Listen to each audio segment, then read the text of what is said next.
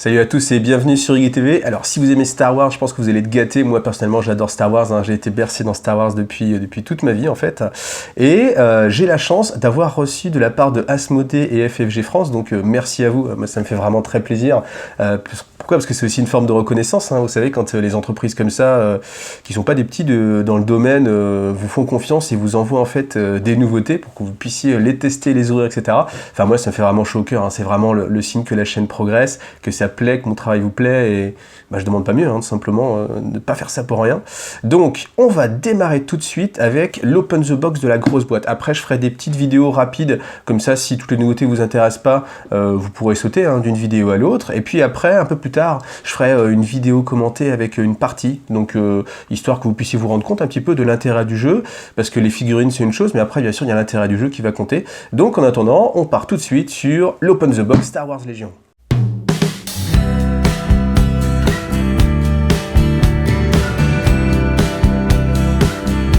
Alors on va commencer par un petit visuel de la boîte, donc avec une illustration, on voit Dark Vador, Darth Vader en pleine exécution de ses pouvoirs. Donc vous allez voir un petit peu les figurines qui sont à l'intérieur. Donc on trouve Luke et Dark Vador justement. Alors ça c'est des figurines en fait qui vont être exclusives à cette boîte de base, et donc c'est à dire que si vous achetez pas en fait cette boîte de base, vous n'aurez pas ces figurines. Donc bon, après bien sûr à l'achat d'une boîte de base, hein, ça va toujours être la petite chose importante quand on commence, donc c'est pas grave en soi. En plus vous avez des éléments de décor, vous avez les tokens, les règles, les dés, donc évidemment une boîte qui est intéressante. Alors on nous dit pour 14 ans, 2 joueurs et de 2 à 3 heures. Donc 2 à 3 heures c'est quand même une taille en fait de partie assez élevée. On va se retrouver sur ce qu'on peut avoir par exemple sur du Warhammer 40 000, des choses comme ça, même si en plus maintenant 40 000 ça a tendance à... j'ouvre en même temps là, la petite sensation. Ça a tendance à être un peu plus court. Donc on va se retrouver sur ce type de jeu là en fait, des jeux vraiment qui s'adressent pas forcément aux joueurs de plateau, mais vraiment aux joueurs de figurines, hein. C'est ce qu'on avait vu déjà avec Roi Noir, et là du coup maintenant on va voir ça avec Star Wars Légion. Alors hop, je commence par l'ouverture. Donc on y va pour l'open the box. Star Wars Légion, livret d'apprentissage.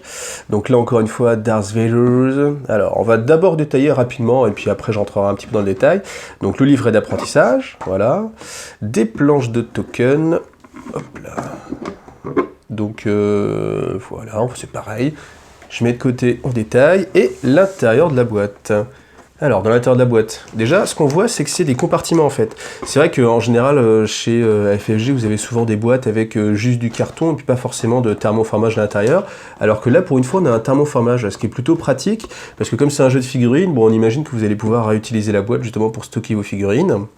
Donc comme vous voyez, c'est conditionné dans des petits sachets, on n'est pas sur des grappes. Alors les figurines sont à monter, mais malgré tout, on n'a pas le système de grappes comme on peut avoir sur d'autres marchands. Alors par contre, on va commencer par les petits dés. Allez, hop. Alors, qu'est-ce qu'on va retrouver ? On va retrouver, donc ça c'est une petite attache, on a l'habitude. Ensuite, on va avoir 3 dés blancs. Voilà. Alors, qu'est-ce qu'on trouve dessus ? Une phase spéciale et une phase de défense. D'accord ? Ensuite, ici, donc là aussi, 3 phases de défense et une phase spéciale sur les dés rouges. Et puis après, alors les dés noirs, est-ce que c'est exactement les mêmes ? Et non, il n'y a pas de double. Je me demandais si c'était exactement la même chose que Star Wars Armada, parce que moi, tout de suite, quand je vois ça, on peut vraiment les confondre avec des dés de Star Wars Armada, sauf qu'il n'y a pas d'icône de ciblage, évidemment. Ça aurait pu. Enfin, après, on peut imaginer que ça peut être une icône de ciblage. Par contre, il n'y a pas de double hit. Et il y a un double hit sur le dé noir. Donc, on ne pourra pas les utiliser pour Star Wars Armada, voilà. Après, ils sont pas prévus pour ça, hein. Donc le dé blanc, lui, qu'est-ce qu'il a ? Alors, les dés blancs, ça a l'air d'être les dés assez faibles, hein. Donc là, on a une phase de touche, une phase de critique, une phase spéciale. Le dé rouge, qui doit être, à mon avis, alors, est-ce que... Ah non, il doit être meilleur. Donc, 1, 2, 3, 4, 5 phases de hit, un critique et une phase spéciale. Donc il n'y a qu'une seule chance de faire un résultat blanc. Donc les rouges, à mon avis, c'est très bien. Et oui, le noir, il est moins bien, parce que le noir, il y a a priori 3 faces. Voilà, 3 phases neutres, une touche, 3 touches, un critique, et voilà. Donc ça c'est pour les dés, on va les mettre de côté. Si peut-être vous voulez savoir combien vous avez de dés, 3 rouges de défense, 3 blancs de défense, 3 rouges d'attaque, 3 noirs d'attaque et 3 blancs d'attaque. Alors ensuite par quoi on va continuer? Allez hop. Alors c'est pas facile de viser quand on regarde à travers les réglettes. Alors on va sortir les réglettes. Alors, les réglettes, vous en avez 3 identiques, et puis une qui vient terminer. Donc, comment ça se monte? Tout simplement, vous avez donc un petit trou sur le côté, voilà, une petite baguette, et puis vous avez aussi un détrompeur, vous voyez sur le côté, là, une petite rainure, ce qui fait qu'on peut les enficher l'une avec l'autre. Alors après, est-ce que ça peut s'enlever facilement? Une fois que c'est mis, ouais, voilà. Donc bon, à mon avis, alors c'est pas forcément le genre de choses qu'on va faire 50 fois. Après, est-ce que ça rentre dans la boîte? Tout de suite, on regarde. Oui, ça rentre dans la boîte. Donc bon, vous pouvez la monter et puis en faire simplement 2 sections que vous allez après venir faire coïncider l'une avec l'autre. Donc une fois terminé, ça vous donne quand même une grande réglette, donc une grande réglette de portée. Alors évidemment, la transporter comme ça peut être super facile, ni même possible, hein. Mais c'est pas grave, vous voyez, on l'a défait, puis après même vous pouvez tout défaire, et puis voilà, ça va pas prendre beaucoup de place. Ensuite, on a les réglettes de mouvement, donc ça va faire penser à aussi ce qu'on a retrouvé dans Star Wars Armada, avec le principe de petits clips, donc c'est assez simple à monter. Vous voyez, vous le retournez, vous le mettez, hop, on enfonce un petit peu, et voilà. Alors là, contrairement à Star Wars Armada, c'est souple, c'est-à-dire qu'il n'y a pas de petits crans, alors que sur Armada, vous avez des petits crans. Donc une fois que c'est monté, bon voilà, ça tient bien. Et puis, donc là, vous avez des petits taquets qui vous indiquent en fait à quoi ça fait référence. Donc ça, c'est la réglette 1 que je suis en train de monter là. J'essaye. Voilà, réglette 1, réglette 2 et bien sûr réglette 3. Voilà, donc là aussi assez souple. Donc voilà, faire des angles. Donc ça c'est bien parce que du coup ça va délimiter votre façon de bouger. On va retrouver aussi un petit peu ce qu'on a avec X-Wing. Tous ces jeux, la X-Wing et Star Wars Armada, c'est des jeux où vous utilisez en fait ce système de réglettes pour pouvoir bouger. Et du coup ça évite de se prendre la tête avec j'ai le droit de faire un quart tous les je ne sais pas combien. Ce qu'on peut avoir des fois dans d'autres jeux et qui peut manquer un petit peu d'exactitude en fait. Alors qu'on va regarder le meilleur pour la fin, on va continuer avec donc les socles, tout simplement. On va regarder ça, voir ce que ça donne. Donc les socles de 2 types, des gris et des marrons, donc pour l'Empire et puis les rebelles. Vous avez une petite attache ici, mais qui est assez faible. Alors là, je vous ai mis un socle bien connu, un socle de 25, pour voir un petit peu la taille. Donc c'est un tout petit peu plus grand, vous voyez, un tout petit peu plus grand. Après, en termes d'épaisseur, c'est pareil, c'est un petit peu plus haut, et c'est aussi plus droit, voilà. Alors pour continuer les comparaisons, je vous ai pris aussi une figurine d'assaut sur l'Empire. Et vous voyez, si on met la taille du socle, je pense que c'est assez compatible, hein, vous voyez, c'est pas la taille du socle qui va changer. Par contre, après, au niveau hauteur, là, ça va changer pas mal. Alors, vous verrez que c'est pas exactement la même échelle, hein, les figurines d'assaut sur l'Empire et celles de Star Wars Légion. Mais on verra ça plus tard quand on sera sur les figurines. On met les socles de côté, et on va continuer avec encore des socles. Donc voilà, les socles de véhicules. Les socles de véhicules, vous voyez, ils ont une petite encoche ici, et ils ont des cadrans. Voilà.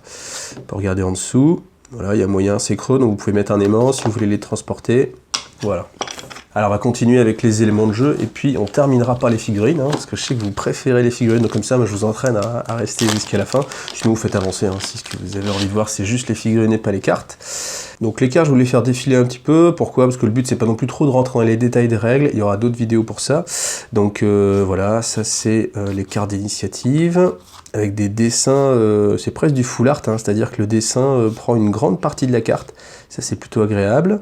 Après donc vous avez celles qui sont génériques, après celles qui sont réservées donc à l'Empire. Vous voyez le petit logo en haut, à Luke Skywalker. Donc en fonction des héros que vous allez choisir, vous allez avoir des cartes différentes. Alors ensuite on a 12 cartes de bataille qui sont réparties en 3 catégories. Donc on va regarder. Donc vous avez des cartes simplement pour la mission, avec la mise en place et puis les conditions de victoire. Ensuite ça, vous le devinez, c'est ligne de bataille, c'est-à-dire comment vous allez vous déployer, comment vous allez faire votre mode de déploiement. Donc vous voyez, c'est assez varié. Donc c'est assez sympathique. Et puis après, des petites règles spéciales qui peuvent se rajouter en fait dans votre partie. Ça c'est assez sympa, moi ça me fait penser bien sûr à Guerre ouverte de Warhammer 40 000. Ensuite vous avez les cartes d'unité, donc vous voyez à chaque fois vous avez le personnage, dans l'occurrence, son coup en point, sa faction, ses équipements, ça c'est des icônes d'amélioration, icônes de défense, ses règles spéciales.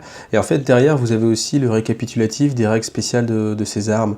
Donc ça évite à chaque fois d'aller se taper le livre de règles quand on n'a pas l'habitude. Là directement vous avez tout au dos de la carte. Alors voilà, des cartes pour les soldats rebelles, des cartes pour le TLTT, c'est le sorte de petite sentinelle, Dark Vador, les Stormtroopers aussi par deux, et Speederbike. Et ensuite, vous avez aussi des cartes d'amélioration. Donc ça, si vous avez déjà joué à X-Wing ou à Armada, ce genre de choses, vous avez vraiment l'habitude, hein, parce que c'est exactement le même système, des petites cartes comme ça, donc le même format de carte. Et puis simplement, vous voyez, il y a l'icône qui va venir correspondre après à l'unité derrière. Et vous venez rajouter des petits bonus. Donc ajouter une figurine de Stormtrooper pour 11 points, par exemple. Donc voilà, je vais aller assez vite, histoire que vous puissiez quand même un petit peu les voir. Donc si vous êtes très adroit, vous faites pause exactement au moment où vous avez envie de lire la carte. Sinon, on aura l'occasion de revenir dessus dans une prochaine vidéo, comme je vous l'ai dit. Et là, le but, c'est d'être assez rapide, de regarder toutes ces cartes-là, et puis de faire vraiment un open the box rapide. Et puis après, on prendra le temps d'expliquer les règles, de regarder en détail comment ça se joue. Alors là, la boîte, elle commence à se vider. Il reste quasiment plus que des figurines. Alors, on va partir sur les éléments de décor. Alors dans la boîte de base, vous avez 8 petits éléments de décor, donc des petites barricades, donc ils sont de 2 types différents. Alors on peut regarder un petit peu la solidité, donc c'est plutôt solide, hein. Vous voyez, je force quand même pas mal, et malgré tout ça plie pas, donc c'est vraiment très rigide. Alors après, au niveau de la gravure, bon c'est pas mal, il n'y a pas de...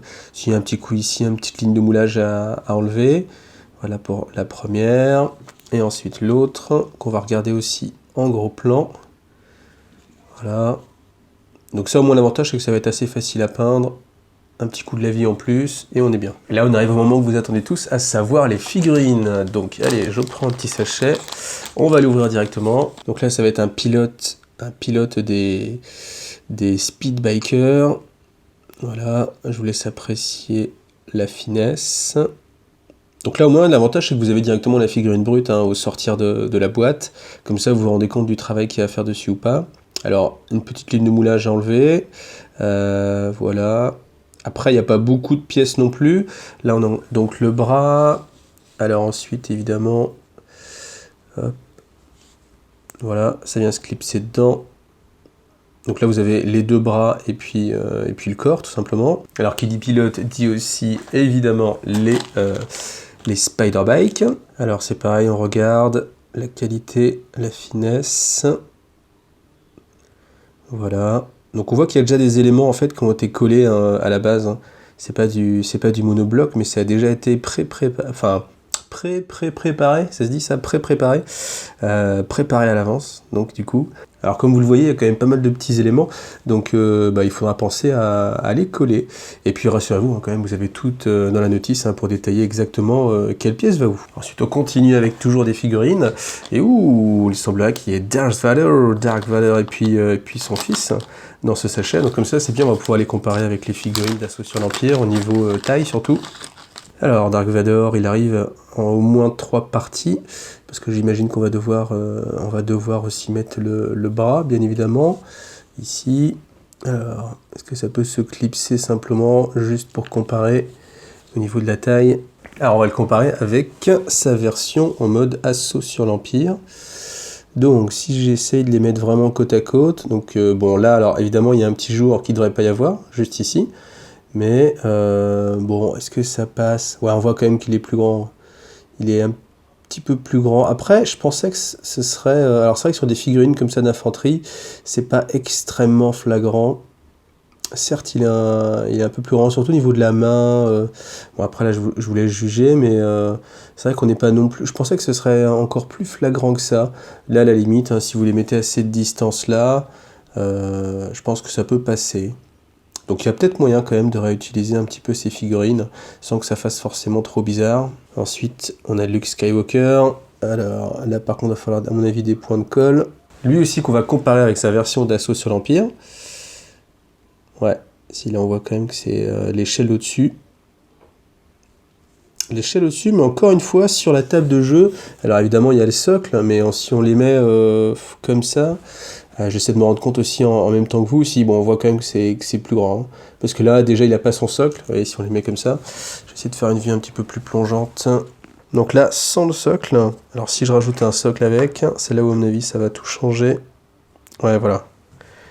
Avec le socle en plus. Alors après, il y a peut-être moyen, justement, comme en fait, ils sont pas livrés avec directement le socle attaché, il y a peut-être moyen de les passer sur des petits socles transparents, un petit peu plus faibles, et comme ça peut minimiser, hein, si vous avez déjà des Stormtroopers d'Assaut sur l'Empire, ça peut être sympa de gagner comme ça des figurines à peindre, parce que c'est vrai que c'est le socle qui a fait la différence. Si du coup on le remet sur un petit socle, je pense que ça passe mieux, ça peut passer.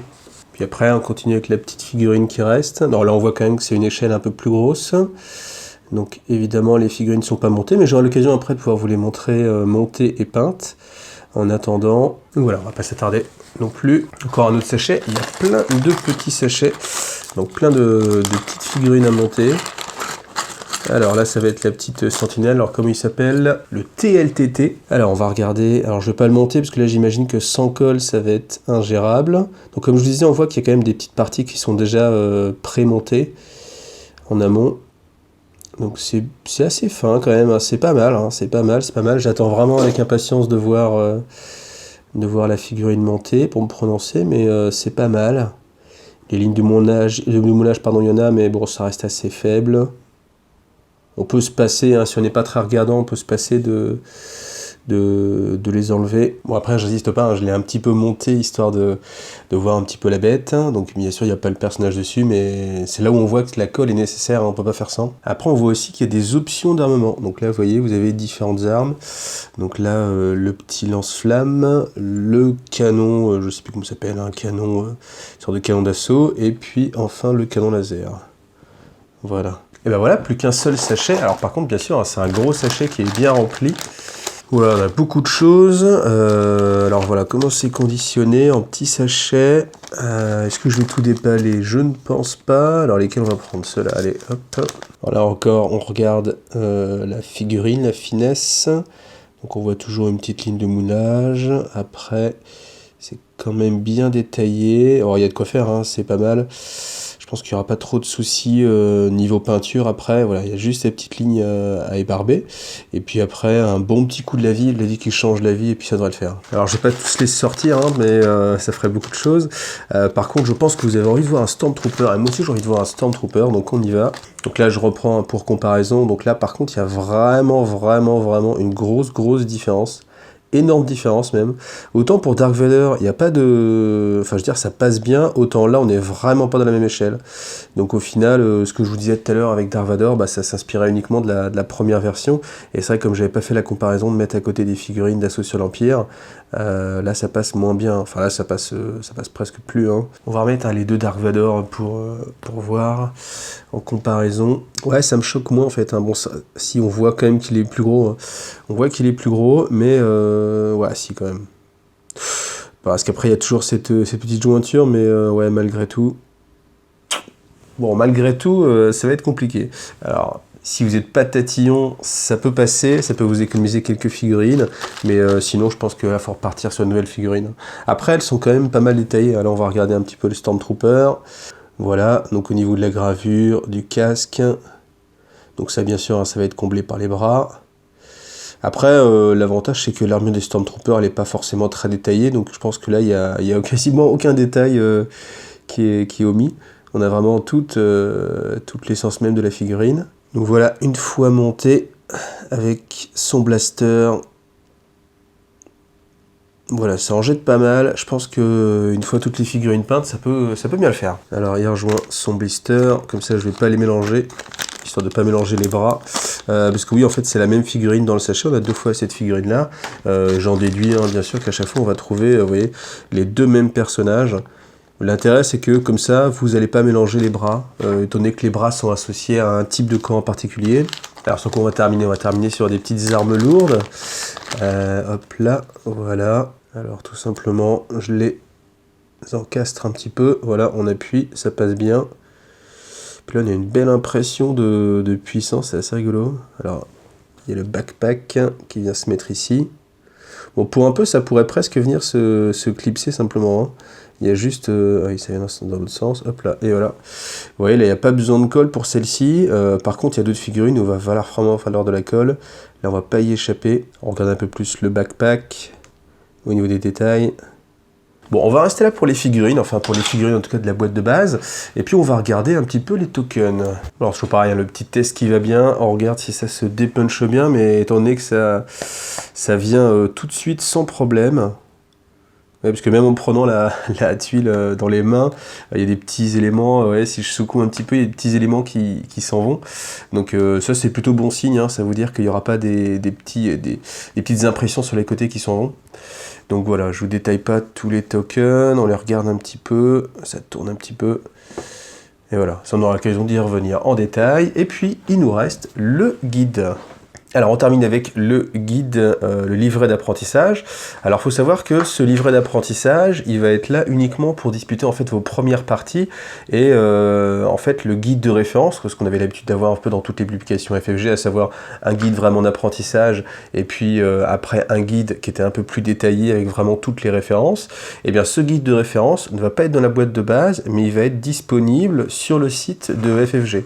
Donc, ce qui veut dire que l'avantage, c'est que du coup, vous allez avoir une version qui va être tout le temps mise à jour. Donc, s'il y a une fac ou quoi que ce soit, ce sera directement mis à l'intérieur en fait de votre guide. Après, l'inconvénient, c'est que du coup, il faut aller regarder, checker et puis l'imprimer si vous voulez partir en tournoi ou quoi que ce soit. Donc là, ça vous apprend les rudiments. Donc, vous voyez les unités qui sont classées par leur type. La mission de base avec le type de déploiement. Comment on va placer tout ça. Là, on vous explique comment vont bouger les véhicules. Alors ça, c'est assez intéressant, c'est que les véhicules, étant donné qu'en fait, ils ont un axe de mouvement, on va pas pouvoir forcément pivoter dans tous les sens comme ce qu'on peut faire avec les soldats, avec l'infanterie. Voilà. On vous explique un petit peu tout. Alors, je sais pas si vous voyez bien, voilà, donner des ordres.